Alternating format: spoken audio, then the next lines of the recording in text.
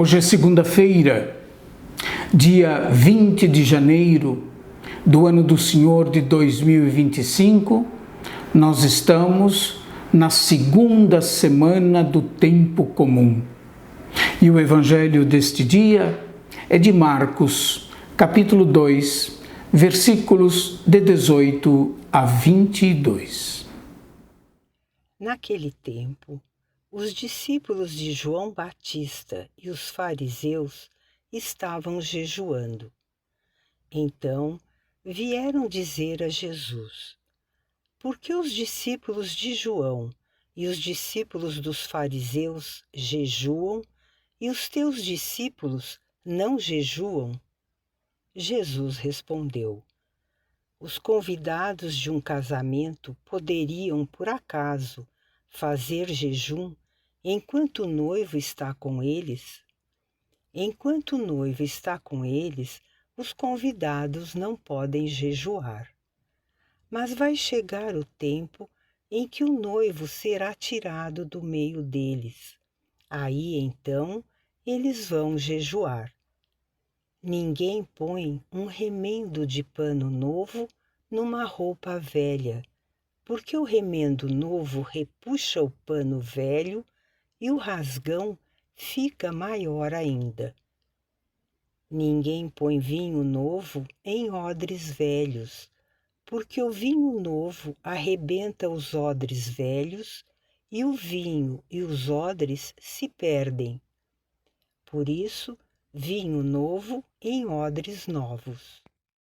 O trecho do evangelho de hoje é uma controvérsia sobre o jejum, seguida de dois ditos sapienciais.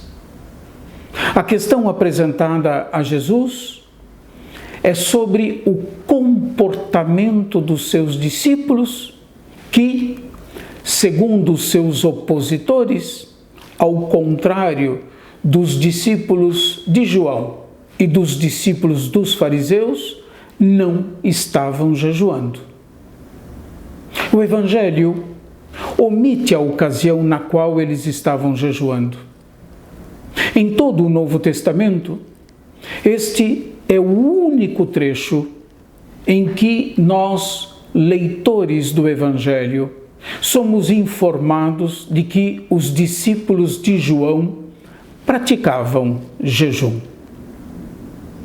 Nós sabemos que João Batista tinha uma vida austera, mas de seus discípulos, propriamente ditos, nós não temos qualquer informação sobre o modo como eles se comportavam. Quanto aos fariseus, eles jejuavam 2 vezes por semana. É o que encontramos, por exemplo, no Evangelho de Lucas, na parábola do fariseu e do publicano que sobem ao monte para rezar, o que está em Lucas, capítulo 18, versículo 12. A lei de Moisés, por sua vez, prescreve o jejum 1 vez por ano, no dia de Yom Kippur, o dia do perdão dos pecados. É provável que aqui se trate não do jejum prescrito pela lei, mas de uma prática ascética do grupo dos fariseus, e que eles tinham a pretensão de impor como regra para todo o povo. Seja como for, a controvérsia sobre o jejum é para Jesus a ocasião de afirmar agora o critério cristológico do jejum. Nesta nova etapa da história da salvação, a etapa do cumprimento da promessa de Deus, é a centralidade de Cristo que determina e orienta o jejum. Somente quando o noivo for tirado, alusão a Jesus e à sua morte, é que será o tempo de jejuar. Nós encontramos em nosso texto, os convidados de um casamento poderiam, por acaso, fazer jejum enquanto o noivo está com eles? Ora, enquanto o noivo está com eles, os convidados não podem jejuar. Mas vai chegar o tempo em que o noivo será tirado do meio deles. Aí, então, eles vão jejuar. Trata-se, como eu disse há pouco, de uma alusão à morte de Jesus. Os dois ditados dos versículos 21 a 22, que vale a pena nós retomarmos brevemente, não é? Que diz o seguinte, esses dois ditados dos versículos 21 a 22. Assim eles o dizem, não é? Ninguém põe um remendo de pano novo numa roupa velha, porque o remendo novo repuxa o pano velho e o rasgão fica ainda maior.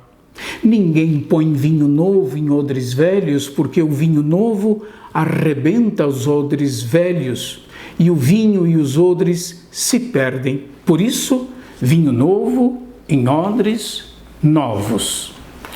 Esses dois ditados sapienciais sobre o remendo e o vinho apontam, grosso modo, para a incompatibilidade entre o velho e o novo.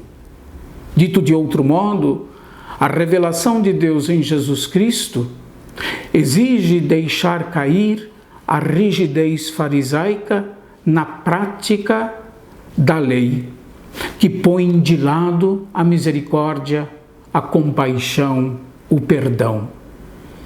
Na interpretação que Jesus faz da lei de Moisés, é devolvida à misericórdia o seu lugar central na prática religiosa. Muitas vezes eu tenho dito isso, mas vale sempre repetir. A expressão máxima da vida cristã é o amor. Fruto da nossa fé em Deus é o amor fraterno. E não só, o amor também aos inimigos.